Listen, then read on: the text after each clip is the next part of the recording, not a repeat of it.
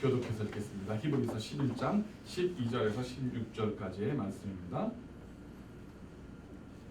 이렇게 해서 죽은 사람이나 다름없는 한 사람에게서 하늘의 수많은 별과 같이 그리고 바닷가에 셀 수 없는 모래와 같이 수많은 자손들이 태어났습니다. 이 모든 사람들은 그들을 가져다가 주었습니다. 그들은 약속하신 것들을 받지 못했지만 그것들을 멀리서 보고 환영했으며 세상에서는 외국 사람이며 하늘의 이름을 고백했습니다. 이렇게 말하는 사람들은 자신들이 본향을 찾는 사람들임을 분명히 보여줍니다.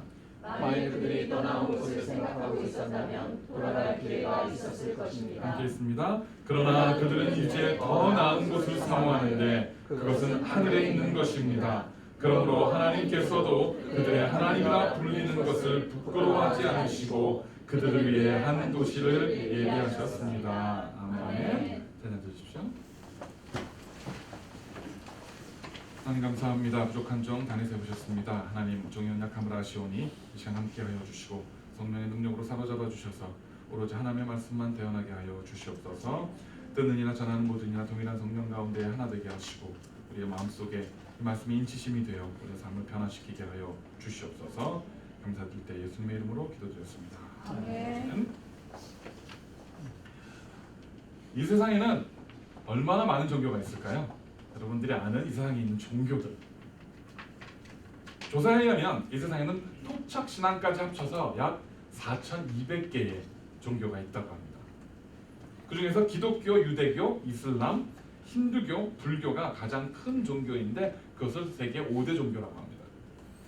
비율로 보면, 인구 비율로 보면 기독교가 32.8%, 무슬림이 22.5%, 힌두교가 13.8%, 불교가 7.2% 정도라고 합니다.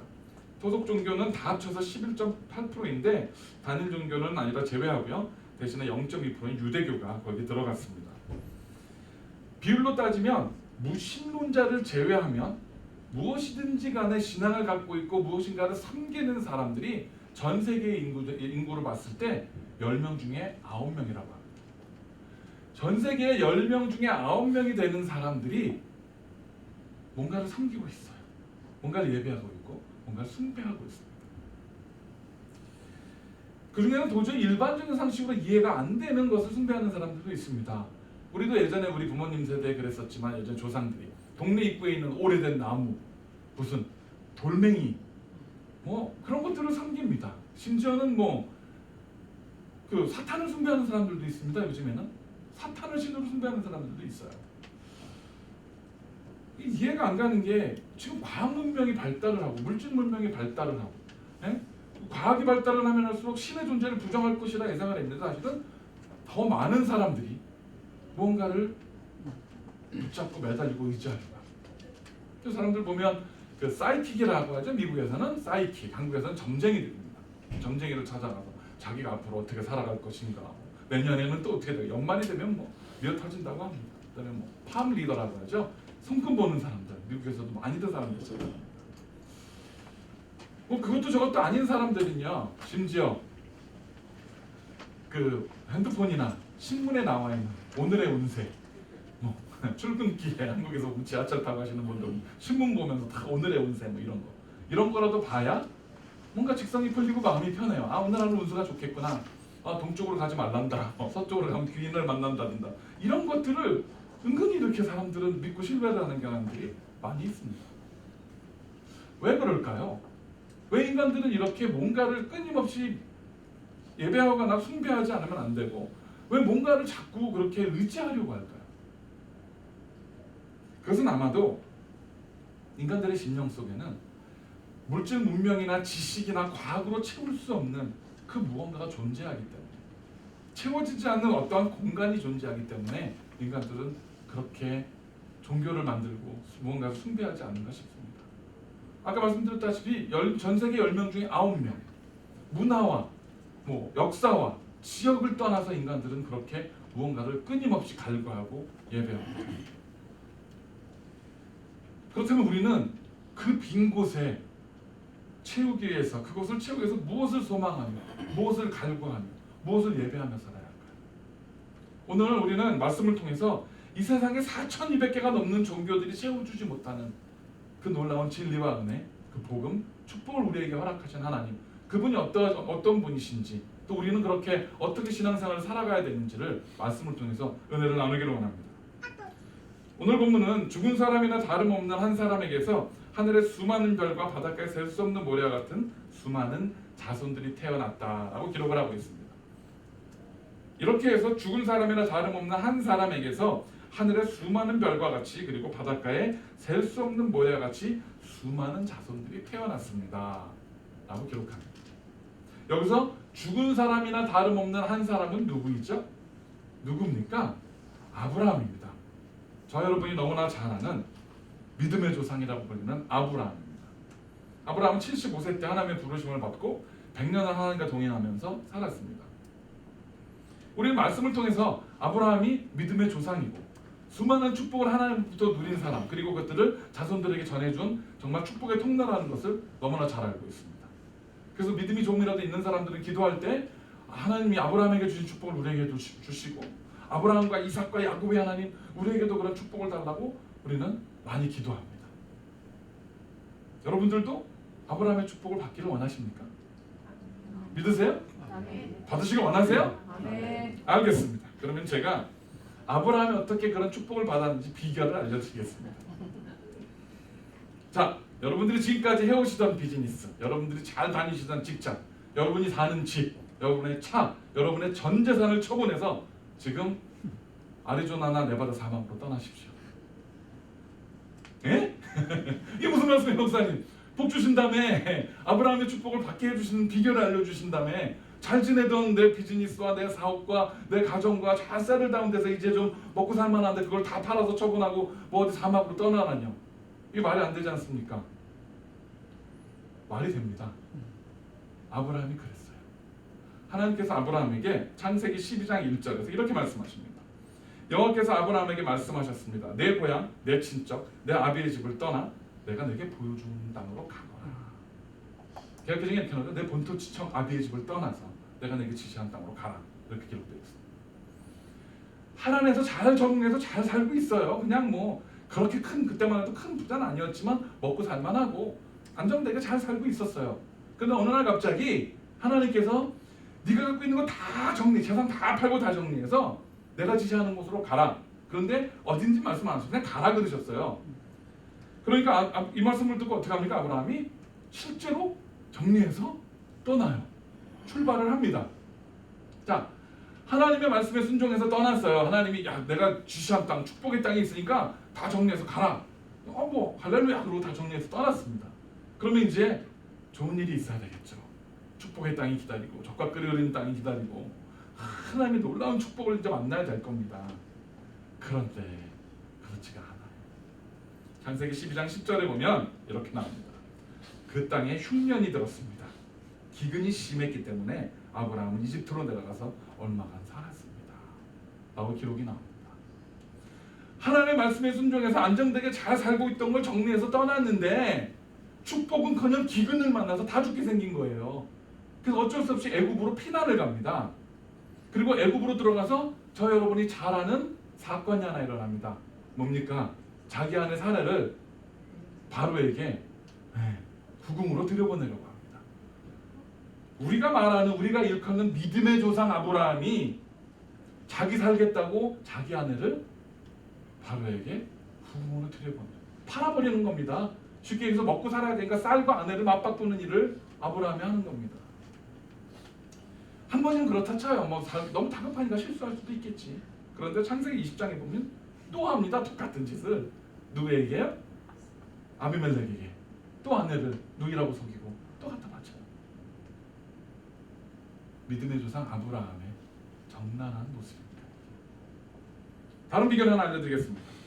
여러분이 할 수 있는 모든 수단과 방법을 다 동원해서, 인간적인 모든 수단과 방법을 다 동원해서 여러분들이 축복을 받을 기회를 만드십시오.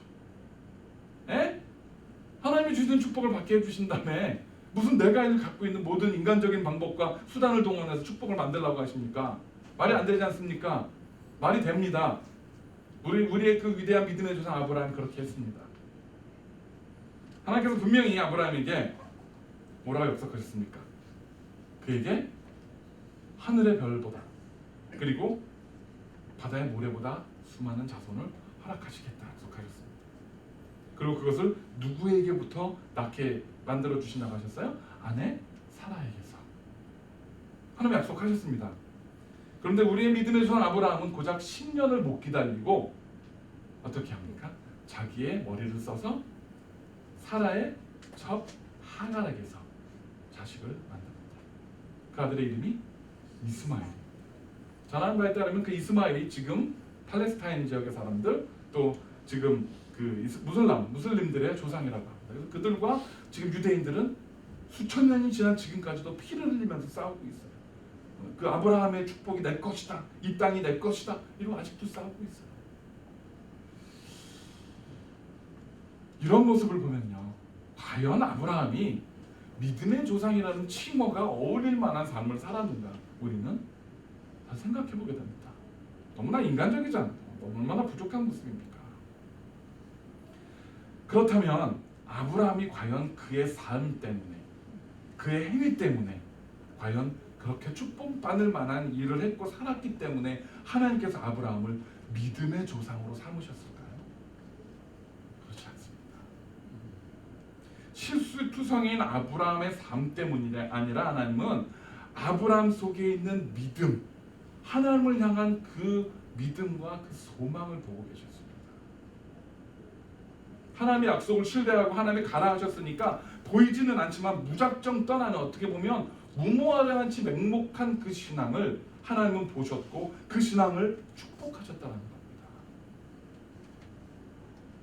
때로는 우리도요, 신앙생활을 하다 보면 이런 상황들을 만납니다.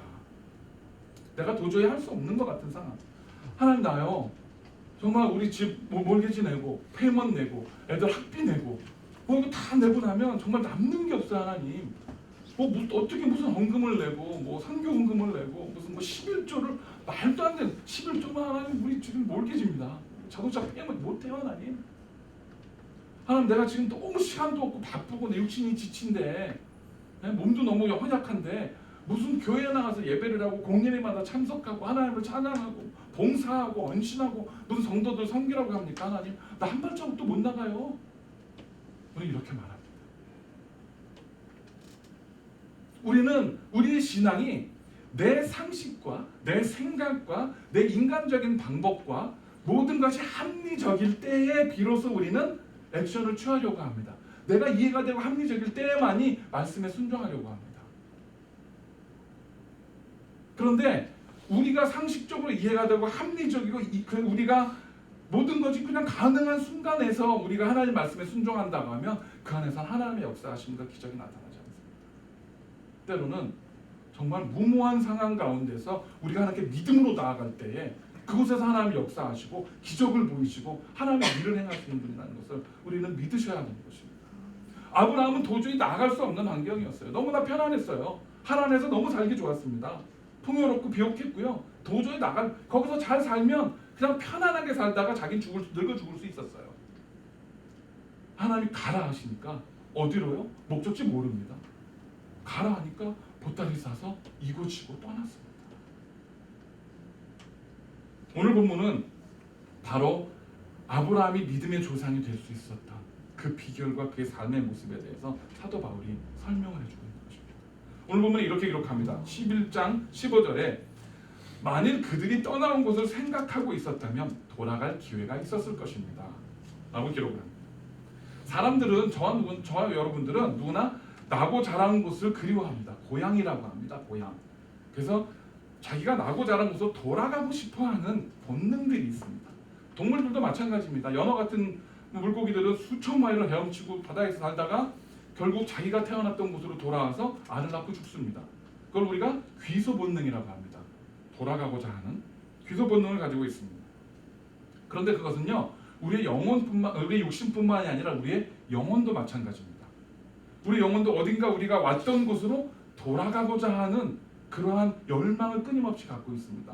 그래서 전 세계에 있는 그 수많은 종교도 4,000개가 넘는 종교가 생긴 이유가 바로 어딘가 돌아가고 싶은 거예요. 영혼이 그곳을 찾는 겁니다. 계속해서 그곳이 어딘지. 그래서 불교에서 뭐라고 합니까? 그곳을 극락, 우리 기독교에서는 낙원, 천국이라고 말을 합니다. 어딘가 있다는 거예요. 돌아갈 곳이. 그래서 우리는 이 세상에서 살아가는 동안에 끊임없이 어딘가로 가야 해. 그래서 그곳을 가기 위해서 그곳으로 나를 집어넣어줄, 불러줄 그 누군가를 대상을 찾아서 예배하고 숭배하고 있는 겁니다. 이스라엘 백성도 마찬가지였었어요. 하나님께 택함을 받은 백성들이었는데 그들이 전 세계로 뿔뿔이 흩어지게 됐습니다. 노예로 팔려가고 전 세계 다 여러분 역사에서 봐서 아시다시피 그들이 전 세계에 흩어져서 나라 없는 백성으로 오랫동안 살게 되었어요. 그들에게는 한 가지 열망이 있었습니다. 돌아가자. 우리에게 약속하신 그 약속의 땅, 예루살렘 성이 있었던 그곳, 본향으로 돌아가자. 그래서 전 세계 경제를 휘어잡고 있는 사람들이 누굽니까? 유태인들이에요. 그들이 그렇게 열심히 돈을 벌고 그렇게 열심히 경제를 휘어잡고 그들이 그렇게 열심히 힘을 기르려고 했던 이유는 단 하나였습니다. 돌아가자. 예루살렘 자기들이 있었던 그 땅으로 돌아가서 자기네의 조상의 땅으로 돌아가서 그것을 회복하고 거기에다가 무너졌던 회파된 예루살렘 성을 다시 재건하면 하나님께서 자기들을 옛날 다윗과 솔로몬의 왕국처럼 그렇게 강대한 나라로 다시 세워주실 것이다 라는 기대를 갖고 있었어요. 그래서 그들은 그 엄청난 핍박과 환난 속에서도 끝까지 살아남으면서 본향을 위해서 돌아가고자 하는 열망을 가지고 있었습니다. 그런데 하나님께서 원하시는 것은요, 그들이 나온 곳으로 돌아가는 것이 아니었습니다. 왜냐하면 유대인들은 자기들이 가진 선민 사상이라는 게 있었어요. 하나님께서 우리 민족을 택하셨다. 그래서 그들은 유대인들이 아니라 이방인들을 사람 취급도 안 했습니다. 개와 같이 했다 그러잖아요. 사마리아인들의 사람들을 개처럼 취급했다고 합니다. 그 프라이드는 대단한 거였습니다. 그러다 보니까 회복되고자 하는 것들, 하나님의 왕국, 새로 자기네들이 건설하려고 하는 예루살렘은 이건 우리들 거야 라는 마음들이 그들에게 있었어요. 하나님 원하시는 게 그게 아니었잖아요. 그래서 하나님께서는 예수 그리스도를 보내셔서 너희들 갈 곳은 너희들이 나온 그곳으로 돌아가는 것이 아니다. 내가 너희를 위해서 예비하는 그곳으로 가는 것이다 라는 새로운 소망을 보여주십니다. 그래서 오늘 보면 16절이 이렇게 나옵니다. 그러나 그들은 이제 더 이상 나온 것을 사모하는데 더 나은 것을 사모하는데 그것은 하늘에 있는 것입니다. 그러므로 하나님께서도 그들의 하나님이라 불리는 것을 부끄러워하지 않으시고 그들을 위해 한 도시를 예배하셨습니다. 할렐루야. 예전에는 하나님께서 그들의 하나님인 것을 부끄러워하셨어요. 그런데 이들이 이제 예수 그리스도 안에서 새로운 소망을 가지고 새로운 본향을 향한 그 꿈을 가지고 앞으로 나아가기 시작하니까 돌아가려고 하는 게 아니라 앞으로 나아가기 시작하니까 하나님께서 이제 그들을 부끄러워하지 않으셨습니다. 그들이 하나님이라 불리시는 것을 부끄러워하지 않으시고 이제 그들을 통해서 복음이 전 세계에 퍼져가도록 역사를 시작하시게 된 것입니다. 그들은 예수님의 가르침을 통해서 내 영혼이 시작된 곳, 왕 대신 하나님이 계신 그 하늘나라를 바라보고 소망하기 시작합니다. 아브라함이 본토 친척 그 아비의 집을 떠날 수 있었던 것은요, 하나님의 약속을 무작정 신뢰했기 때문입니다. 내가 어딘가 나가서 하나님이 약속하신 곳을 다니다가 다시 고향으로 돌아올 것이다가 아니라 하나님이 약속하신 그 어딘가를 향해서 가다 보면 나를 위해 예비하신 곳이 있을 것이다 라는 그 소망만을 가지고 계속해서 앞으로 나아간 것입니다. 그리고 하나님께서는 그를 이끌어서 축복의 땅으로 그의 믿음 가운데 하나님께서 놀라운 역사를 행해 주셨던 것입니다. 이제 하나님께서는요, 아브라함이 나온 곳, 그곳이 아니라 그들의 자녀를 위해서 더 좋은 성, 더 좋은 어떤 곳을 예비하시고 그들을 기다리고 계시는 하나님이십니다. 우리가 말씀으로 보고 그냥 그러려니 하지만 아브라함이 자기 본토 친척 아비의 집을 떠나서 출발할 때 그 심정이 어땠을지 한번 생각해 보시기 바랍니다. 그렇게 쉽지 않았을 것 같아요. 저 같아도 쉽지 않았을 것 같습니다. 지금 전 내비게이션이 있는 것도 아니에요. 목적지가 있는 것도 아닙니다. 가다 보면 강도와 온갖 다른 강대국들의 나라들, 여러 나라들의 침략을 받을 겁니다. 온갖 맹수들이 기다리고 있을 겁니다. 가다 보면 아까 나온 것처럼 기근도 만나고 여러 가지 자연재해도 만날 거예요. 앞을 내다볼 수 없는 환경에서 자기의 어린 자녀들을 이끌고 그저 무작정 떠난다는 것이 과연 쉬운 믿음이긴 합니다. 여러분들에게 하나님께서 요청하실 때 과연 할 수 있겠습니까?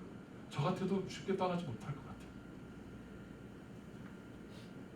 그러나 아브라함은 그의 삶에 여러 가지 실수가 있었음에도 불구하고 그의 삶에 여러 가지 정말 아름답지 못한 인간적인 모습들이 드러났음에도 불구하고 그 속에는 오로지 하나님을 향한 열망만이 존재하고 있었어요. 하나님은 그걸 보셨어요. 우리의 신앙, 우리가 믿는 기독교, 우리의 하나님, 그분이 이 세상의 다른 신과 다른 점이 무엇입니까? 우리 하나님께서는요, 우리에게 받기를 원하시는 하나님이 아닙니다. 우리에게 주기를 원하시는 하나님입니다. 이 세상의 수많은 종교들은, 거의 대부분의 종교들은 신에게 뭔가를 자꾸 바쳐야 됩니다. 재물을 바쳐야 되고 뭔가 갖다 바쳐야 돼요. 심지어 사람의 목숨까지도 재물로 바칩니다. 신봉사가 뭘 갖다 바쳤어요? 심청이를 바쳤어요. 자기 딸을. 사람을 공양으로까지 드립니다. 사람의 목숨까지도. 왜?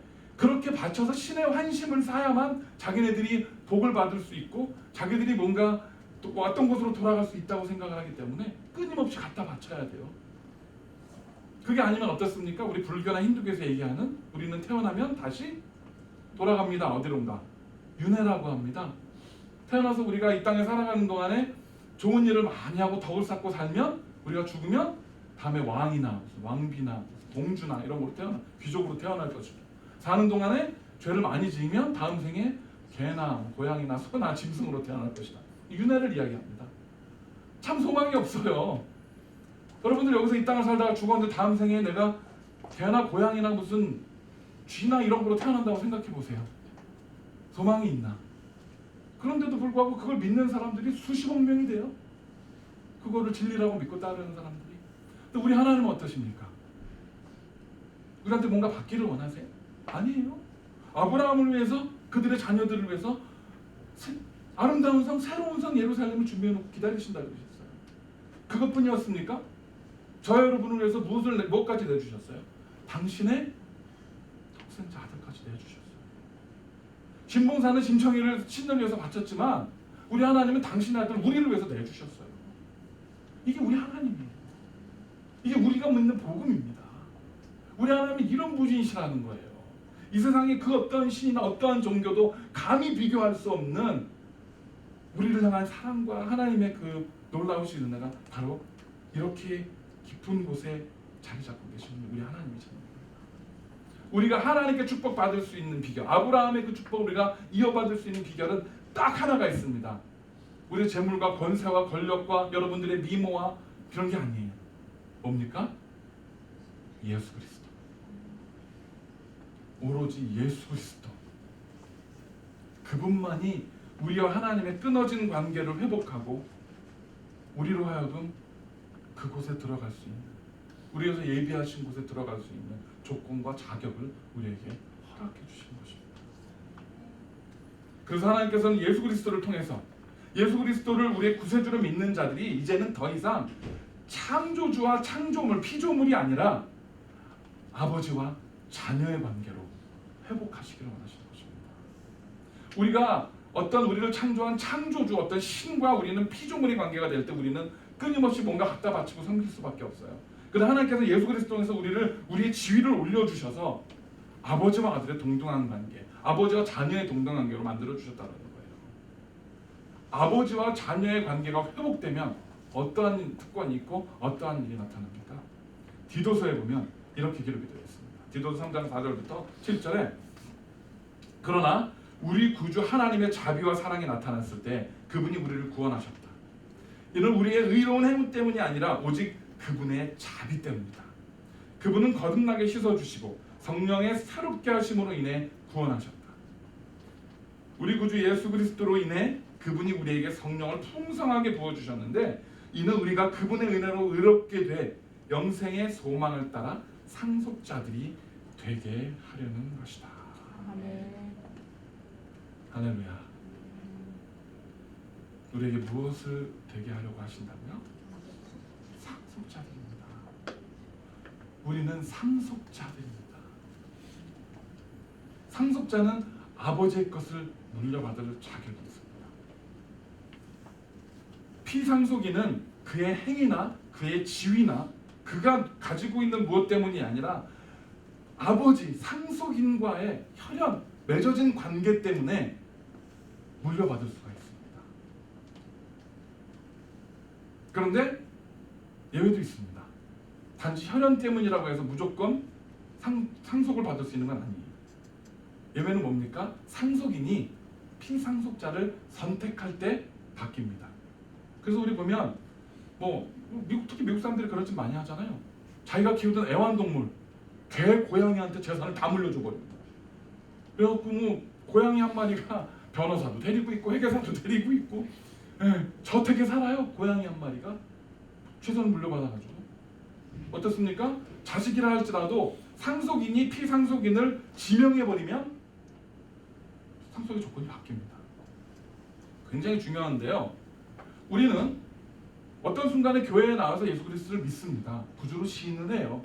그리고 신앙생활을 시작합니다. 그러고 나면 무슨 생각을 하기 시작하냐면 나는 이제 구원받았으니까 나는 이제 예수 그리스도를 믿고 구원받았으니까 이제 나는 천국에 들어갈 거야. 이건 적어도 보장돼 있어 라고 생각을 합니다. 그러다 보니까 삶이 거룩해지질 않아요. 대충 삽니다. 회개라는 게 뭡니까? 회개의 진정한 의미는 죄를 짓고 하나님 앞에 용서를 구하는 행위입니다. 그러나 거기에 전제 조건이 반드시 따르는데 뭐냐면 그 죄를 다시 짓지 않겠다라는 결단이 있을 때 진정한 회개가 이루어집니다. 근데 우리는 대부분 살다가 죄를 지어요. 그럼 주일 나와서 주여 아버지 용서해 주시옵소서. 내가 기도를 그런 기도 많이 듣죠? 내가 살면서 알고 지은 죄 모르고 지은 죄까지 다 용서해 주세요. 기도합니다. 아멘. 그리고 그 다음 주에 가서 똑같이 또 알고도 죄를 짓고 또 모르고도 죄를 지어요. 그 다음 주에 주여 알고 지은 죄 모르고 지은 죄 다 용서해 주십시오. 이게 진정한 회개일까요? 아니에요. 하나님께서 우리에게 원하시는 회개, 회복은 그런 모습이 아닙니다. 죄를 지었으면 하나님께 용서를 구하고 다시는 그 죄로 돌아가지 않으려고 하는 결단이 있을 때 그 마음을 보시고 하나님께서 용서해 주시는 거예요. 그 실수를, 그 잘못을. 그렇게 살아가는 삶이 바로 우리가 성화되어지는 삶입니다. 우리가 거룩해지는 삶이라는 겁니다. 우리는 아까 말씀해 있는 것처럼 디도서에 있는 말씀처럼 우리의 의로운 행위 때문에 구원을 받지는 않습니다. 우리의 의로운 행위 때문에 하나님께서 우리를 축복해 주지 않으십니다. 아브라함이 행위가 의로워서 하나님께서 믿음의 조상으로 삼으신 게 아니라는 걸 우리가 봤습니다. 실수투성이었습니다. 오로지 하나님의 일방적인 은혜 때문에 그를 하나님께서 축복하셨고 그들을 상속자로 삼아주셨습니다. 우리를 상속자로 삼아주셨습니다. 조건이 하나 있어요. 그 조건이 뭐냐 하면 상속자가 됐기 때문에 나에게 그 축복을 주시는 상속인 아버지의 마음에 합당하도록 우리가 살아내야 한다는 겁니다. 아무리 자식이라도 말 안 듣고 정말 속썩이고 온갖 못된 짓을 다 하고 재산 물려줘 봐야 그거 다 날릴 것 같다 그러면 부모가 물려줄까요? 안 물려주잖아요. 차라리 개나 고양이한테 줄지언정. 부모의 마음이라는 거예요. 예수 믿는다고 하면서 우리가 살아가는 삶이 엉망진창이라고 하면 세상의 쾌락과 내 욕심만을 쫓아서 살아간다고 하면 내가 비록 예수 그리스도를 한번 믿었다 할지라도 내가 복음을 받아들이고 인격적으로 한번 하나님과 만난 경험이 있었다 할지라도 그것이 영원하지 않다는 사실입니다. 그래서 뭐라고 말합니까? 말씀에서 네가 믿음이 있느냐? 네 믿음을 행위로 나에게 보이라. 드러나야 한다는 겁니다. 하나님께서는 우리를 분명히 일방적으로 하나님의 일방적인 은혜로 상속자로 삼아주셨습니다. 그리고 우리에게 자격을 하나 주셨습니다. 그게 뭐냐면 에베소서 1장 13절에 이렇게 나옵니다. 그리고 여러분도 그리스도 안에서 진리의 말씀 곧 여러분을 위한 구원의 복음을 듣고 또한 예수 그리스도 안에서 믿어 약속하신 성령으로 인치심을 받았습니다. 할렐루야. 네. 우리가 무엇으로 인치심을 받았다고요? 성령으로 인치심을 받았다. 여기서 인이 뭡니까? 도장입니다. 도장. 옛날에는 노예들에게 이 인을 쳤습니다. 또 짐승들에게도 이 인을 칩니다. 뜨겁게 달궈진 쇠 같은 거로 이렇게 찢어가지고 흉터를 남게 만들잖아요. 아니면 태투, 마크를 새깁니다. 그래서 믿는 사람들은 몸에 태투 하시면 안 돼요. 이 태투는 사실 노예의 그 마크입니다. 태투 하시면 안 좋아요. 그런데 이거 인치심을 받습니다. 그래서 영원한 노예로 살든지 영원한 짐승으로 소유로 살든지 하는 겁니다. 그게 인치시는 겁니다. 도장을 찍는 거예요. 그런데 우리가 누구를 통해서 예수 그리스도를 통해서 우리 안에 성령이 들어오심으로 인해서 우리가 성령의 인치심을 받습니다. 하나님께서 넌 내 거 도장을 쿵 찍으시는 거예요. 넌 내 거야. 어디 못 가. 넌 내 거야. 우리의 심령 속에 하나님의 인치심 도장을 찍으시고 여러분들은 존귀한 사람들 믿으세요? 지금 여러분의 삶이 때로는 내가 볼 때 만족스럽지 않고 답답하고 우울하고 삶의 무게가 무겁고 내 인생은 왜 이래 생각하실 수도 있어요. 그러나 여러분은 존귀한 사람들. 왜요? 하나님께서 피값으로 인치신 사람들이기 때문에. 당신의 아들을 죽여서까지 십자가에 죽여서까지 사신 사람들이에요. 여러분들을 그 죽음에서 건져내시기 위해서 그 사탄의 인치심을 지워버리고 성령의 인치심, 영원한 구원의 인치심을 주기 위해서 당신의 아들까지 십자가에 비참하게 죽이실 만큼 사랑한 사람들이 저와 여러분이라는 겁니다. 할렐루야. 아멘. 존귀한 분들입니다. 옆에 있는 분한테 이렇게 인사 좀 하세요. 당신은 존귀한 사람입니다. 당신은 존귀한 사람입니다.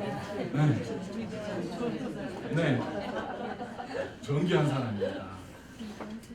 여러분들의 왼수 같은 남편, 왼수 같은 아내, 말 듣고 속 썩이는 자녀, 문제 많은 그런 것들이요.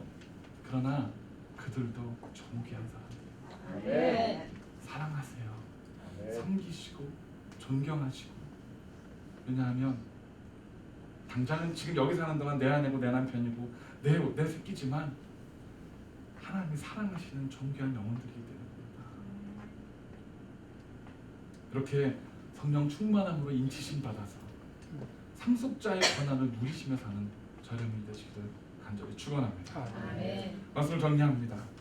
우리 하나님은요, 단지 종교 활동을 통해서 우리의 어떤 영적인 호기심이나 충족시키고 또 그냥 우리의 만족, 그냥 내 어떤 영적인 만족만을 채우기 위한 존재가 아닙니다.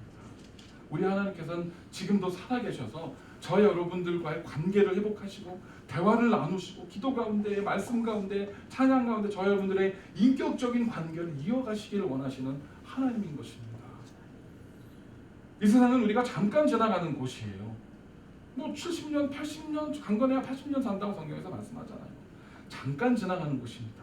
그래서 복음을 알지 못하는 사람들까지도 뭐라고 말합니까?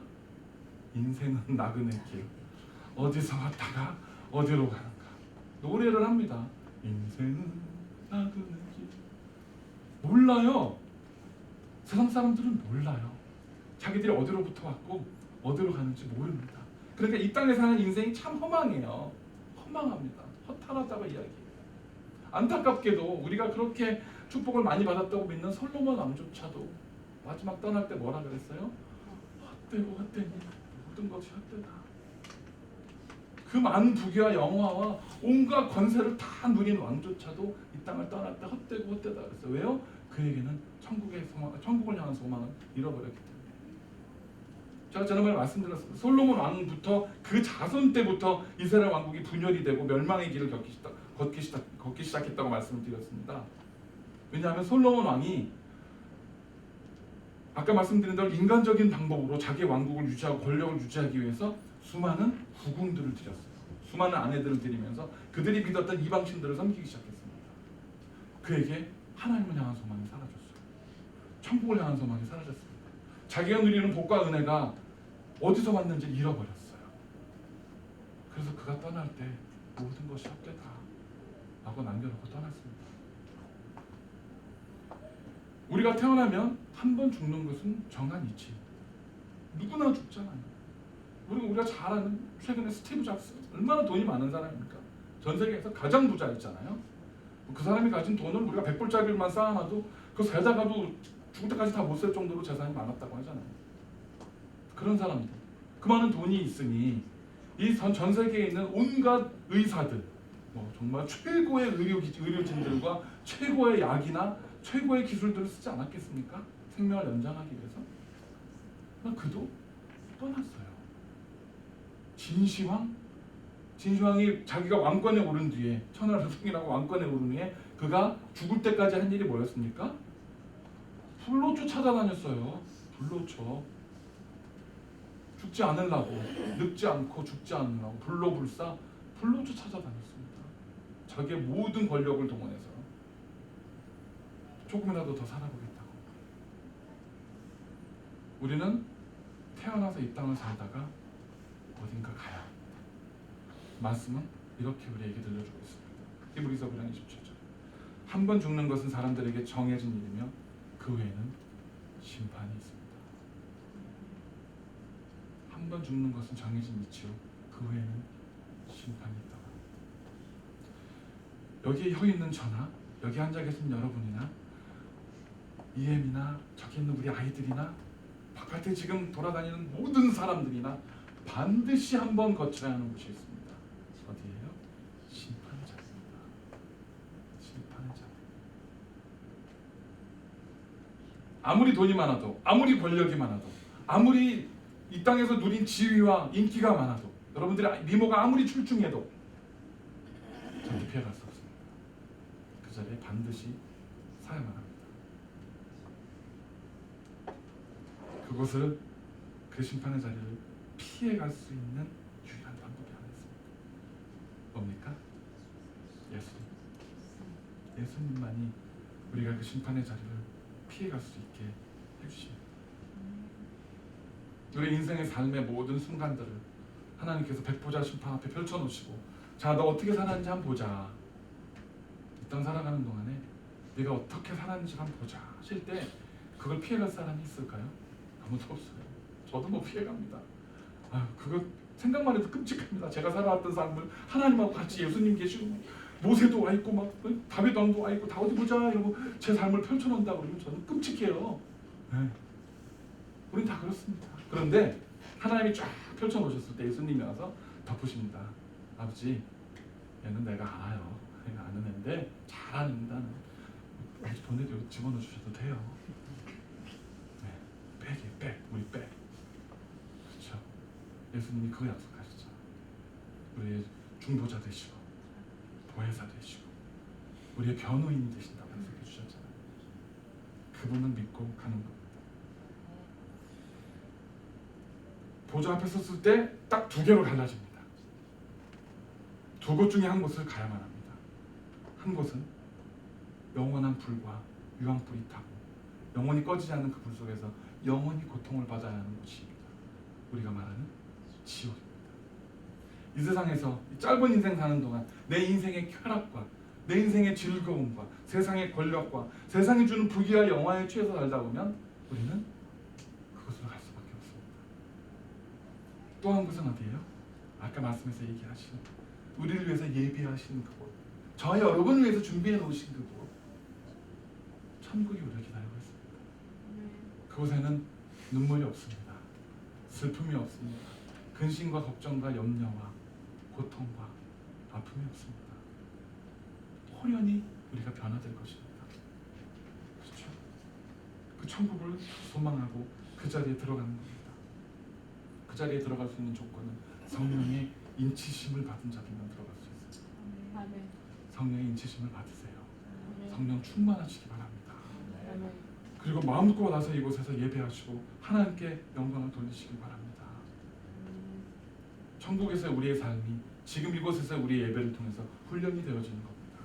하나님을 예배하는 훈련, 하나님을 영화롭게 하는 훈련, 하나님을 섬기는, 하나님을 경외하는 훈련이 이 땅에 살아가는 동안에 우리의 삶 속에서 이루어지고 있는 것입니다.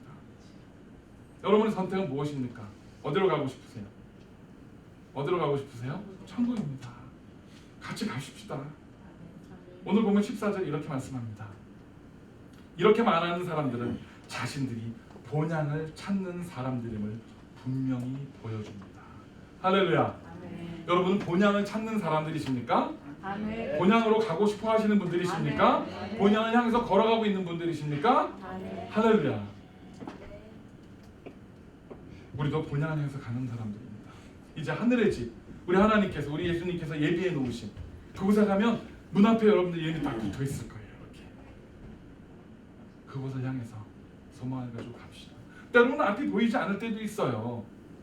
아브라함이 그랬던 것처럼 그건 약속 못합니다. 때로는 이 길이 맞는가 의심이 들 때도 있을 겁니다. 가다 보면 가뭄도 만나실 거예요. 기근도 겪으실 겁니다.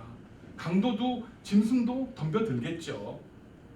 그러나 우리가 포기하지 않는 아브라함의 믿음처럼 끝까지 우리가 그 달려갈 길을 달려간다고 하면 언젠가 그곳에서 문 앞에서 우리를 기다리고 계시는 우리 주님, 우리 하나님, 그분의 얼굴을 뵐 날이 있을 겁니다. 그분을 소망하십시다. 그래서 이 세상 4,200개가 넘는 그 어떤 종교도 주지 못한 진정한 영원한 평안과 안식과 위로, 그 축복이, 그 은혜가 넘치는 곳, 이제는 영원히 우리가 주님 보좌 앞에서 하나님을 찬양하고 예배하는 일만 있는 곳, 감사와 기쁨이 넘치는 곳, 더 이상 어둠도 없는 그곳, 우리 영광 대신 빛 대신 주님께서 보좌에 앉아 계시기 때문에 더 이상 어둠도 없고 슬픔도 없는 그곳, 우리에게 약속된 그곳을 향해서 때로는 앞에 광야가 있다 할지라도, 때로는 앞에 커다란 강이 우리 앞을 가로막는다 할지라도 끝까지 믿음을 가지고 뚫고 헤쳐나가셔서 승리하시는 저와 여러분, 그래서 그 본향에 다 함께 올라갈 수 있는, 그 앞에 설 수 있는 저 여러분이 되시기를 간절히 축원드립니다. 기도하겠습니다.